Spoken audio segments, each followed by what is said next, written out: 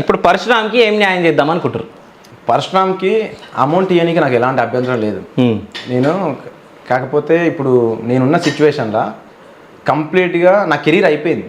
ఇప్పుడు నేను ఒక డైరెక్టర్గా కావచ్చు, నేను ఒక యాక్టర్గా కావచ్చు, ఇప్పుడు నన్ను నమ్మి నాకు ఎవరు ఇవ్వరు. ఆల్రెడీ ఇప్పుడు కొన్ని ప్రాజెక్ట్ ఇచ్చినట్టు ఇచ్చే కంప్లీట్ మొత్తం అన్ని లాగేసుకున్నారు నా చేతిలోకి వెళ్ళి, ఇప్పుడు అన్నీ తీసేసుకున్నారు. సరే, నేను ఒకటి చెప్తా. ఇప్పుడు నన్ను ఎవరు నమ్మరు, సో ప్రాజెక్టులు అన్నీ పోయినాయి అని అంటున్నావు కదా, సో ఎవరి చేతులతో ఎవరు చేసుకునేది?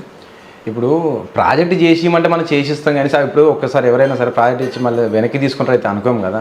సరే, వాళ్ళ కొన్ని మిస్టేక్స్ జరిగినాయి, ఒప్పుకుంటా. కాకపోతే ప్రాజెక్ట్ అంటే మనం చేసి ఇవ్వగలుగుతాం కానీ అమౌంట్ అంటే అది మన చేతిలో ఎట్లా? ఇప్పుడు మనకు మొత్తం టీం ఉంది. ఇప్పుడు డిఓపి కావచ్చు, ఆర్ట్ డిపార్ట్మెంట్ కావచ్చు, మ్యూజిక్ డైరెక్టర్ కావచ్చు, ఎవరైనా సరే మనకు ఒకటి కావాలి అంటే మనం ఆ రకంగా మనం ఏమైనా చేసి ఇవ్వగలుగుతాం. కానీ సడన్గా అమౌంటే నాకు కావాలి, అమౌంట్ చేయాలి అని అది మళ్ళీ తక్కువ టైంలో అంటే నేను ఆల్రెడీ ఇస్తానన్నా, ఇయ్యనని కూడా అనలేదు కదా. ఇస్తాను అనగా కూడా నాకు ఇక అది అయిపోయింది.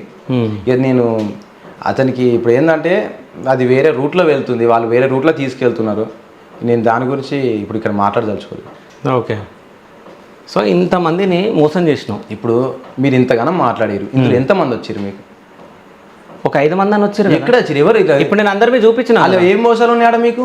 ఎవరిని మోసం చేసి? సరే, ఒక నిమిషం నేను మాట్లాడతా.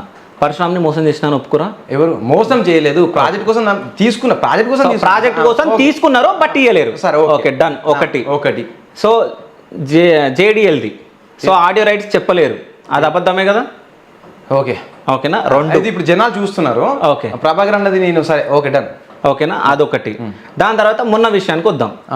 సో మొన్న విషయానికి, సో ఆయన పైసలు ఇస్తా